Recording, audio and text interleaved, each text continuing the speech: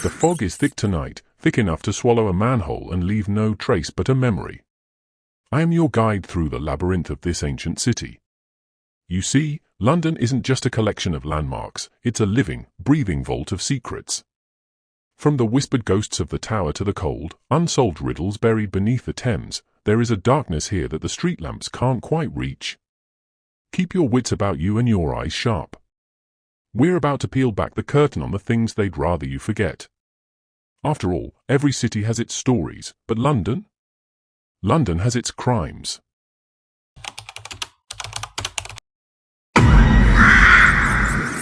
To understand the panic, you must understand the place.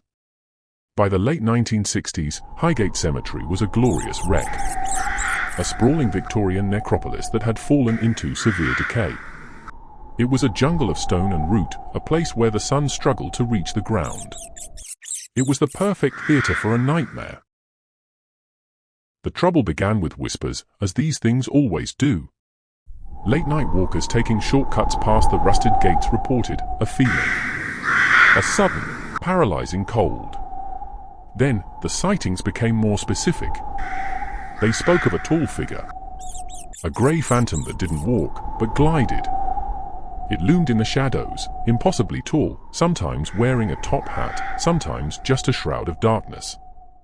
And the eyes.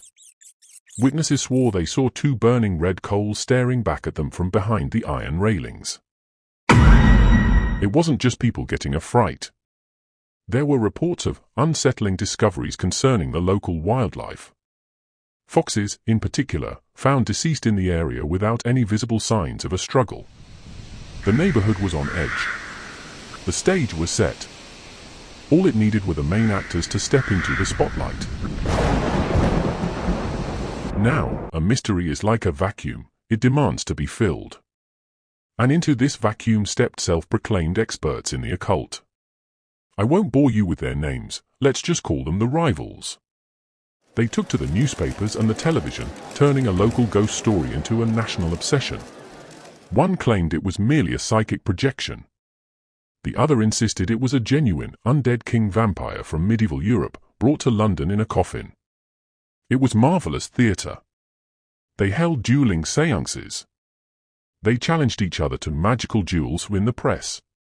It would have been comical, had the public not taken it so deadly seriously. The fear was actively being manufactured, sold copy by copy in the daily tabloids. London was captivated. And terrified. The fever broke on the night of Friday the 13th, March 1970. One of our experts announced he was going into the cemetery to perform an exorcism and put an end to the beast. He invited the public to observe. A grave mistake. Hundreds of people showed up. A mob, fueled by adrenaline and newspaper headlines, swarmed the area. They carried homemade stakes, crosses, hammers, and torches. They scaled the walls. They trampled the ivy. It was absolute bedlam. The police were overwhelmed. They weren't fighting supernatural forces, they were fighting mass hysteria in its purest form. They found no vampire that night. They found only chaos. Every circus eventually leaves town, but they usually leave a mess behind. By 1974, the vampire fever that had gripped Highgate hadn't just cooled, it had turned sour. The law, you see, has a very limited patience for the supernatural when it begins to look like common vandalism. One of our lead experts, the man who had promised to rid London of its undead king, found himself facing a judge at the Old Bailey. But he wasn't being charged with sorcery. He was being charged with the much more earthly crimes of damaging property and the desecration of graves.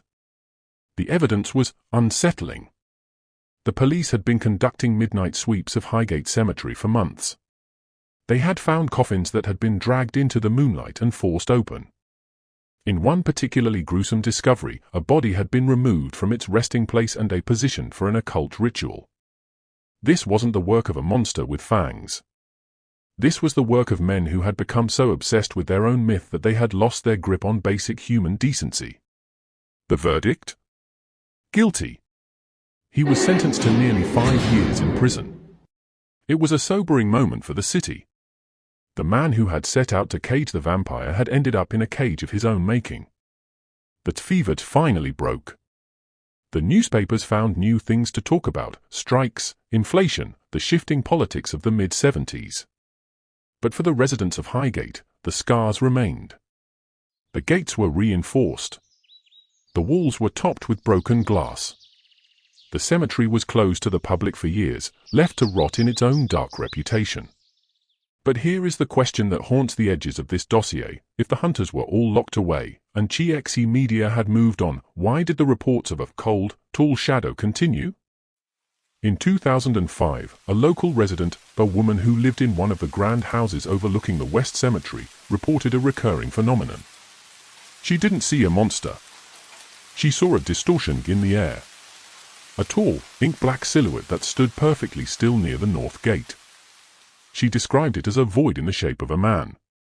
Then 7 years later, in 2012, a group of tourists on a sanctioned afternoon tour. One man claimed he felt a hand on his shoulder in the circle of Lebanon. When he turned around, the nearest person was 10 feet away. He described the touch as impossibly cold, like a piece of dry ice pressed against his skin. He didn't believe in vampires. He didn't even know the history of the 1970s. But the fear he felt was identical to the fear reported 40 years prior. The mobs have long since dispersed, and the TV cameras have moved on. But the grand Gothic sprawl of Highgate Cemetery remains. Perhaps the entire affair was just a panicked reaction to a changing world, a desperate need to believe in monsters.